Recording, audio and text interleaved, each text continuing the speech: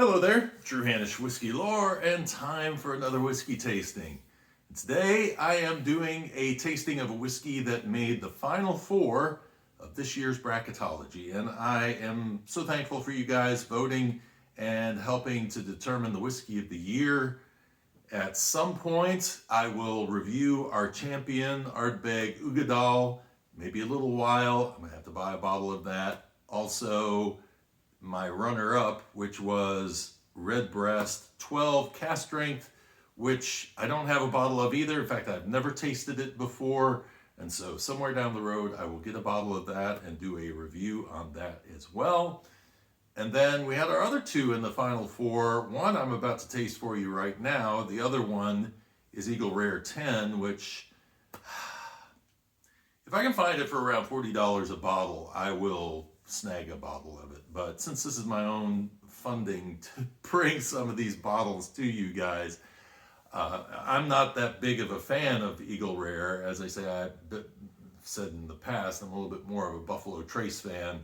To me, Eagle Rare is a little bit more oaky than I like, but it's been a while since I've tasted it. So maybe my opinion has changed because I've found that I've started liking some whiskeys with a little bit more of that oak influence, as long as it's not overbearing on the whiskey.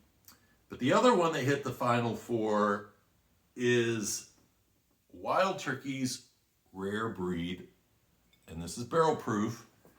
And it's fitting that I do this actually, because coming up next week on Thursday, I'm going to be in Lawrenceburg, Kentucky, where this comes from, at the home of the Rippies, the Rippy Mansion, which is being remodeled. The Rippies, you would know from probably some of my past videos where I've talked about the history of the Rippies and the fact that they're basically the forerunners to Wild Turkey. They are the family that T.B. Rippey back in the late 1800s really established the foundation of what later on would return as Wild Turkey. And so I'm going to be doing the history of Irish whiskey there. So if you're in the area, I'd love to see you out there. And so I'll be talking about that book. I'm going to be doing a tasting of 4 different Irish whiskeys, going through the range of styles of Irish whiskey while telling that history as well. So it's going to be a lot of fun doing that. But right now, it's all about Wild Turkey Rare Breed and doing a tasting on this particular whiskey and giving you a little background on it as well. Now, this is a whiskey that master distiller Jimmy Russell introduced back in 1991, and there have been something like 11 or 12 different batches of this that have been put together over the years. Now, it is barrel proof, but you may say, well, wait a second, barrel proof, but this is only 58.4% ABV, and usually in Kentucky, we don't tend to see ABVs going down as it ages. We actually see them going up. Well, this actually did go up. How? Well, they're actually proofing down the whiskey before it goes into the barrel, which is a technique that some distillers do, and some feel that's actually a better way of doing it. That the idea, Michter's is another one that does that. The idea being that too aggressive alcohol in the barrel at the beginning of aging is actually detrimental to the quality of the whiskey.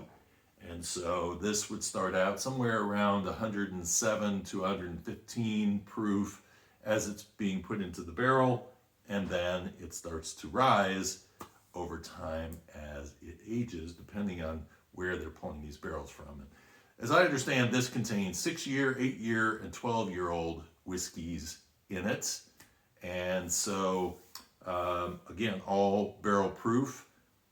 Char number 4 is what they mention on the bottle itself. And I really didn't look actually to see if there's anything else of note here on the label. Not much, just expertly crafted, because we have to somehow embellish the story a little bit. But this is a whiskey that I think I have tasted before. I'm pretty sure I tasted it. Actually, the place I tasted it was at a local bar where we were having a Greenville bourbon meetup, and I thought, everybody talks about this whiskey, so I need to try it. And I remember liking it from the recollection I have, but for some reason I never bought it. And I think the reason I didn't buy it is because I like Wild Turkey 101, and so I wasn't feeling compelled to go out and purchase a bottle. But since it did so well in Bracketology this year, I felt like it was time for me to actually go ahead and purchase this. So 75% corn in this. It has 13% rye and 12% malted barley. And on the nose, you get what you would expect out of a Kentucky bourbon and out of a Wild Turkey, that you would get that rye scent coming through, kind of an herbally rye coming through, caramel very strong and out front on this. And then there's that oak note. Now, that's a little bit different to me in terms of the intensity of that oak note in this versus Wild Turkey, and that's probably because higher proof and because it has some older whiskeys in it. There's a little bit of a sawdust note in there as well, some tobacco coming in. And I've heard a lot of people say that this has a citrus note to it. I don't tend to get that so much on the nose. Yeah, maybe a little bit of the char is coming through as well. Cheers.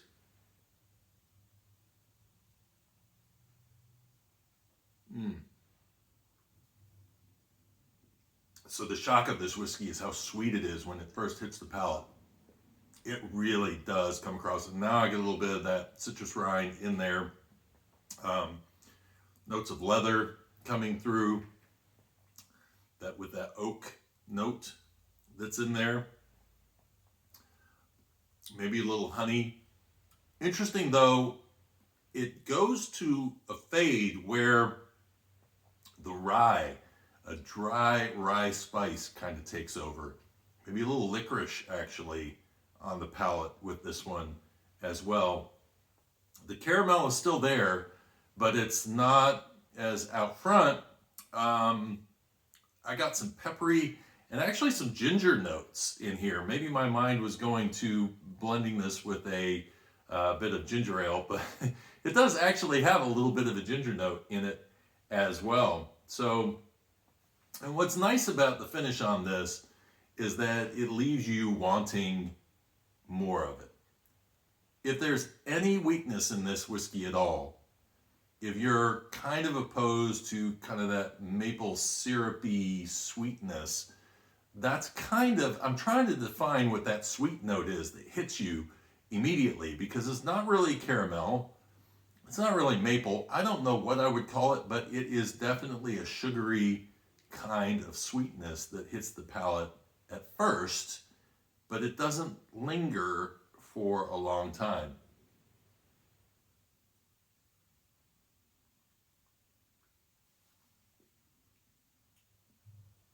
Yeah, I don't know. I mean, it's, and then the char kind of comes through. A second taste, you know, sometimes when you pile a little bit more whiskey on your tongue and don't give your tongue a lot of time to rest, you start pulling in some other things. Get kind of a cola note in there as well. But the char is now starting to take over a bit on the finish as well. So really, really interesting whiskey for me. I get why you guys would vote it into the Final Four as a bourbon. And in fact, the last bourbon, along with Eagle Rare, we had two bourbons. Neither one made the finals, but both of them gave up a good fight. Yeah, I definitely see what it is that you guys like about this particular whiskey, and it'll be interesting. You know, at some point, I will probably pair this up with Wild Turkey 101 and do one of our little Monday matchups to get kind of a feeling of the difference between the two, because this isn't actually that much higher of a proof. We're talking 116.8 versus 101. So anyway, really enjoyed this whiskey. Hope to see you guys out in Kentucky if you get an opportunity to do so for next week's event. And appreciate you guys watching the channel. Like if you enjoyed the video, subscribe if you haven't already so you see more of these videos down the road and learn more about bourbon, more bourbon education and education on other whiskeys as well. And until next time, cheers and Slainte.